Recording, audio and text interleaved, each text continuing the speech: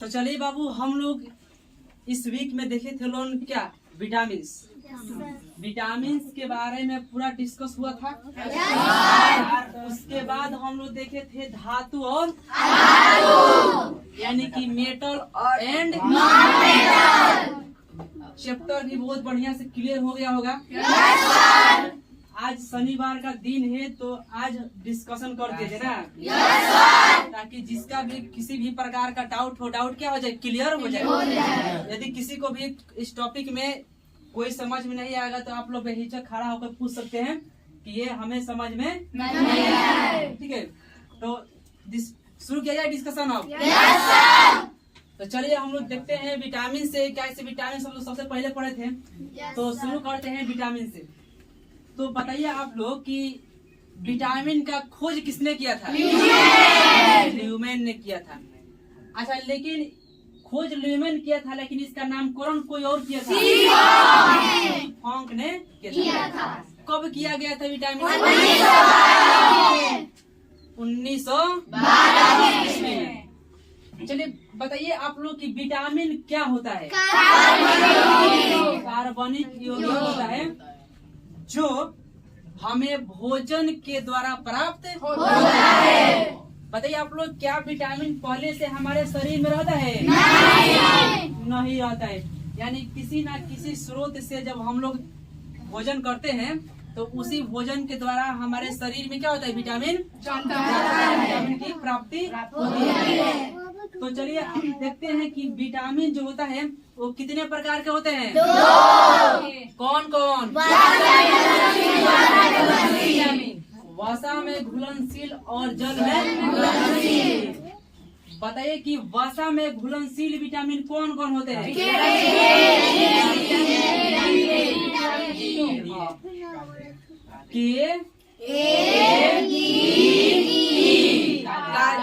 Trick बताए थे कि इसको ट्रिक से कैसे याद करना है? इसके बाद दूसरा का जो टाइप्स होता है विटामिन का, कौन सा होता है? जल में घुलनशील कितने विटामिन होते हैं? 2। कौन कौन? विटामिन बी और विटामिन सी। तो अब हम लोग देखेंगे विस्तार से, यानी कि जल में घुलनशील 2 विटामिन है और वसा में घुलनशील 4, यानी कि और कितने हो गए हमारे? 6 विटामिन के बारे में हम लोग को क्या करना है? देखना है। तो चलिए एक एक विटामिन को पकड़ते हैं और उस विटामिन से क्या होता है, कौन सी कमी से कौन सा रोग होगा, कहाँ से प्राप्त होगा, सब देखेंगे। ठीक है, तो चलिए क्वेश्चन कुछ हम पूछते हैं, उसका रिप्लाई करते रहिएगा लोग। जो समझ में नहीं आएगा उसको आप लोग खड़ा होकर पूछ सकते हैं कि ये हमको समझ में नहीं आएगा। तो चलिए विटामिन ए से शुरू करते हैं हम लोग। तो आप लोग सबसे पहले ये देखिए कि बताइए कि जो विटामिन ए होता है उसका रासायनिक नाम क्या होता है? रेटिनॉल। बताइए कि विटामिन ए का सबसे अच्छा स्रोत क्या है? इसके अलावा और कुछ? हरी सब्जी जैसे मूली उली हो गया, इससे विटामिन ए का क्या है? स्रोत है। बताइए कि गाजर में एक प्रकार का पाया जाता है पदार्थ, कैरोटीन। वही कैरोटीन चेंज होता है क्या चीज में? विटामिन ए में। चलिए तो विटामिन ए हम देख लिए कि गाजर से और हरी सब्जियों से प्राप्त होता है। बताइए कि यदि हमारे शरीर में विटामिन ए की कमी हो जाए तो कौन सा रोग होगा? रतौंधी। यानी कि रतौंधी कैसी बीमारी है बताइए आप लोग? दिन में यानी कि रात में दिखाई नहीं, उस बीमारी को हम लोग कहते हैं रतौंधी। तो चलिए रतौंधी हम लोग देखेंगे विटामिन ए की कमी से रोग होता है, जो कि बहुत इम्पोर्टेंट क्वेश्चन है। ये बहुत हाल एग्जाम में पूछ चुका है। आप लोग बताइए कि रतौंधी का एक और नाम है निक्टोलोपिया। विटामिन ए का रतौंधी का दूसरा नाम निक्टोलोपिया। तो ये पूछा जा सकता है कि रतौंधी नामक बीमारी को और किस नाम से जाना जाता है? निक्टोलोपिया। तो चलिए देखते हैं विटामिन ए से रिलेटेड जितने भी क्वेश्चन है उसी को हम लोग सबसे पहले देखेंगे। तो बताइए कि एंटी कैंसर के उपचार में कौन सी विटामिन? Vitamin A. अच्छा बताइए कि रोग प्रतिरोधक क्षमता, विटामिन ए। रोग प्रतिरोधक क्षमता बढ़ाने के लिए कौन सी विटामिन? Vitamin A. अगर चलिए तो विटामिन ए हुआ। अब देखेंगे कि विटामिन ए का रासायनिक नाम क्या होता है? रेटिनॉल। आइए विटामिन बी से देखते हैं कि विटामिन बी क्या है। तो बताइए कि सबसे पहले विटामिन बी का रासायनिक नाम क्या होता है? विटामिन बी का रासायनिक नाम जो होता है वो होता है, क्या होता है? विटामिन बी की कमी से कौन सा रोग? बेरी रोग होता है। और बताइए कि जो कैंसर है, कैंसर उसके उपचार में कौन सा विटामिन? तो देखिए बहुत यहाँ पर सस्पेंशन वाला सवाल आता है। यदि एंटी कैंसर पूछा, एंटी मतलब ए, सीधा नाम से एंटी मतलब ए। एंटी कैंसर में ए का प्रयोग होता है, जबकि कैंसर में बी का प्रयोग होता है। बताइए कि विटामिन बी जो होता है कहाँ से प्राप्त होता है? विटामिन बी कैसे प्राप्त होगा? विटामिन बी क्या होता है? इसका रासायनिक नाम रासायनिक नाम क्या होता है? अरे विटामिन बी जितने भी, जैसे क्या हो गया, अंडा हो गया, मछली हो गया, फैट और जितना भी चीज है तो सभी में प्राप्त होता है विटामिन बी। ठीक है। खट्टे पदार्थों में कौन सा विटामिन? खट्टे पदार्थों में विटामिन सी। बताइए कि सबसे अधिक यानी कि सबसे अच्छा स्रोत विटामिन सी का रासायनिक नाम? घाव को भरने में सब्जी को यदि हम लोग छील देते हैं उसके साथ कौन सा निकल जाता है? Vitamin C. तो देखिए कि विटामिन सी जो है बहुत ही ज्यादा इम्पोर्टेंट है। अब बताइए कि सूर्य के प्रकाश में कौन सा विटामिन कैल्शियम के स्तर को बनाए रखता है? किस विटामिन को सनशाइन विटामिन कहते हैं? हमारे हड्डी कमजोर होते हैं किस विटामिन? Vitamin D. तो देखें कि विटामिन डी भी जो है अपने आप में एक बहुत अच्छा विटामिन है, जो बहुत ही जरूरी है हमारे शरीर को स्वस्थ रखने के लिए। यदि विटामिन डी की कमी हो जाएगा, हमारा शरीर में जो बोन है ना वो पेन करना शुरू हो जाएगा, दर्द क्या होगा शुरू। जब भी आपका बॉडी दर्द करने लगे हड्डी, तो समझिए कि कौन सी विटामिन की कमी हो गई है? Vitamin D. वह कौन सी विटामिन है जो सबसे उच्च दर पर उत्पादन होता है? क्यों होता है पता है ना? तो ये हम लोग देखिए विटामिन डी के बारे में। चलिए कि वो कौन से विटामिन बताइए कि जो जिसे हार्मोन भी कहते हैं, जिसे हार्मोन भी कहते हैं, कौन से विटामिन? डी से देखिए हम लोग कितना क्वेश्चन बना डी से। आइए हम लोग अब देखते हैं ई से। तो बताइए कि पुरुष और महिलाओं में विटामिन डी क्षमता कम होती है। विटामिन डी शरीर में बने हुए हानिकारक पदार्थों को कौन नष्ट करता है? बताइए कि ये रक्त को थाका बनाने में कौन विटामिन? बताइए कि ये थ्रोम्बोसाइट का नाम सुने हैं? थ्रोम्बोसाइट किसका नाम है? ये रासायनिक नाम आता है। यही क्वेश्चन कि किसके कारण रक्त थका जमता है? यदि ऑप्शन प्लेटलेट, थ्रोम्बोसाइट, विटामिन के, लास्ट में ऑप्शन डाल दे ऑल ऑफ दिस, तो क्या करेंगे लोग? इनमें से सभी हो जाएगा, उसी का सब एक योग। ठीक है। बताइए कि आरबीसी का जो निर्माण है किस विटामिन के कारण? Vitamin C. बाल किस विटामिन के कारण गिरते हैं? बाल पक जाते हैं। कोबाल्ट पाया जाता है।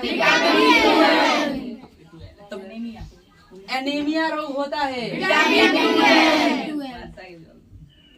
वसा में घुलनशील विटामिन है। वर्षा के जल में कौन सा विटामिन? विटामिन यानी कि देख लिए हम लोग की विटामिन से इतना सारा क्वेश्चन, इतना भंडार है क्वेश्चन विटामिन का, और ये है अभी है विटामिन का भंडार है। बताइए तो हरे पौधों में कौन सी विटामिन पाए थे? हरे पत्तियों में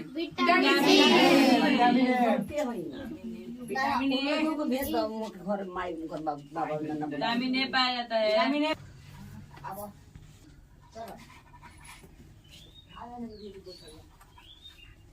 तो बताइए कि वह किस विटामिन के कारण व्यक्ति मंद बुद्धि के हो जाते हैं? गोल्डन राइस में कौन सा विटामिन? Vitamin A. कहते हैं ना, याद रखने का तरीका है, देखिए ट्रिक A1 का धान मतलब ए विटामिन ए। बताइए कि इसमें से और क्वेश्चन बच गया था आप लोगों को, बोलिए बताइए कि हाँ बताइए कि किस विटामिन के कारण मुंह सूख जाते हैं, होठ फट जाती है? विटामिन बी2। तो चलिए इसको हम लोग समाप्त करते हैं और देखते हैं अब हम लोग धातु और अधातु। इससे बहुत देंगे विटामिन से क्वेश्चन बहुत हुआ। अब हम लोग शुरू करेंगे थोड़ा सा क्या मेटल एंड नॉन मेटल। तो चलिए आप लोग बताइए थोड़ा सा, हम पूछ लेते हैं खड़ा करा कर किसी से कि धातु की परिभाषा क्या है? बताइएगा सब आदमी। सब आदमी को याद है धातु किसे कहते हैं? चलो खुशबू तुम्हारी खड़ा हो, आप बताइए कि धातु किसे कहते हैं? जिसमें एक प्रकार की चमक हो, जो हथवर्धनी हो, जो तन्य हो, जिसका घनत्व उच्च हो, उसे धातु कहते हैं। उसे धातु कहते हैं। इसके अलावा और सारा भी डिफिनेशन बताए थे लोग कि जो इलेक्ट्रॉन का, चलिए बढ़ जाए, बहुत सुंदर है, बढ़ जाइए। धातु क्या होता है समझिए। तो धातु जो इलेक्ट्रॉन का त्याग दे, जिसके पास इलेक्ट्रॉन त्यागने की क्षमता हो, उसे हम लोग कहते हैं धातु। इसका एक और बताए थे कि जिसके इलेक्ट्रॉनिक विन्यास में निकालते समय जिसके बाह्यतम कक्षा में संयोजी इलेक्ट्रॉनों की संख्या यदि 1, 2 या 3 हो, उससे हम लोग क्या कहेंगे? धातु कहेंगे। किसी भी तत्व को आप इलेक्ट्रॉनिक विन्यास निकालिए, उसके बाह्यतम कक्षा में देखिए कि कितना इलेक्ट्रॉन है। यदि 1 रहेगा, 2 रहेगा, 3 रहेगा, ये तीनों रहेगा, तब उसे हम क्या कहेंगे? धातु कहेंगे। उसके 4 हो जाएगा तो धातु में नहीं आएगा, वो अधातु हो जाएगा। क्या हो जाएगा? अधातु। अधातु के हम लोग देखें तो भौतिक गुण, क्या देखे थे? भौतिक गुण। देखिए कि जो धातु जो होते हैं उसमें एक विशेष प्रकार की क्या होती है? बहुत चमकीला होता है धातु। क्या होता है? चमकीला होता है। उसमें जो होता है वो विद्युत का सुचालक होते हैं। क्या होता है? सुचालक का मतलब वो बताओ। जिसमें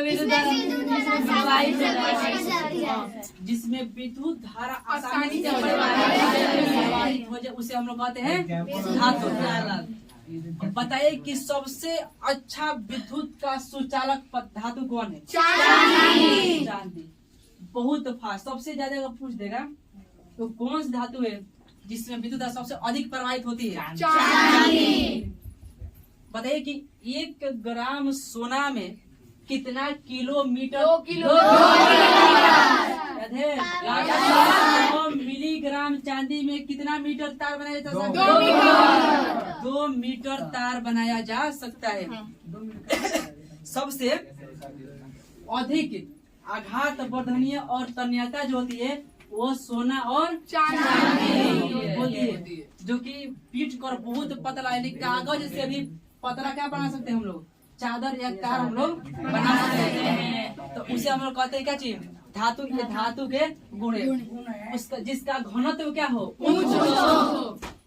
जिसका घनत्व उच्च, जो ऊष्मा का सुचालक हो। लेकिन ये और क्या होता है? जो कठोर होता हो। यहाँ से क्वेश्चन पूछता है, कठोर लेकिन कुछ कुछ वैसे भी धातु हैं जो मुलायम भी होते हैं। तो ये क्वेश्चन बार बार रिपीट हुआ है, बहुत सारे एग्जाम में पूछा है कि बताइए कि वो कौन सी धातु है जिसे चाकू की सहायता से सोडियम हो जाएगा आपका, लिथियम भी हो जाएगा। ठीक है, तो बहुत सारे एग्जाम में सोडियम ऑप्शन में रहता है। यदि आपका लिथियम भी दे दे, पोटेशियम भी दे दे, लास्ट में देता है कि इनमें से सभी देना है, इनमें से तो सभी धातु जो होते हैं कठोर नहीं होते हैं, कुछ मुलायम भी होते हैं। यही से क्वेश्चन पूछता है कि सबसे कठोर धातु कौन है? हीरा। तो कुछ दिन पदार्थ पूछेगा, पदार्थ क्या पूछेगा? कि सबसे कठोर पदार्थ कौन है? हीरा। क्या है? हीरा। सबसे जितने दुनिया में जितना भी चीज है वो सबसे हार्ड होता है कौन चीज? हीरा। याद रखिएगा कि हीरा सबसे कठोर पदार्थ होता है जिसका अपवर्तनांक कितना होता है, किसी को पता है? 2.42 होता है अपवर्तनांक इसका। कितना? 2.42। हीरा का अपवर्तनांक हमेशा एग्जाम पूछता है, बहुत इम्पोर्टेंट क्वेश्चन है ये। इसे हम लोग क्या कहेंगे? धातु। तो ये रहा धातु के भौतिक गुण। अब हम लोग देख लेते हैं इसी के उल्टा, जस्ट उल्टा।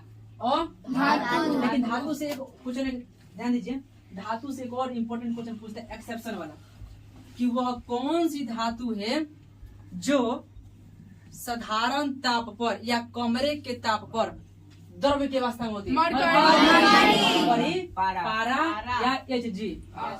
तीनों बताए थे, मरकरी, पारा, Hg। ये होता है कौन चीज? सभी धातु लिक्विड में नहीं होते, सभी धातु कठोर होते हैं, लेकिन ये मरकरी उससे क्या है? एक्सेप्शन है, अपवाद है। ये कठोर नहीं बल्कि लिक्विड होता है। इसको एकदम याद रखना है कि कौन सा धातु है। ये हो गया आपका क्या? पारा, Hg, मरकरी। अब देखते हैं हम लोग जस्ट इसके उल्टा अधातु यानी कि नॉन मेटल। तो चलिए शुरू करते हैं। नॉन उसी के उल्टा कर दीजिए, क्या होगा? Non metal अधातु।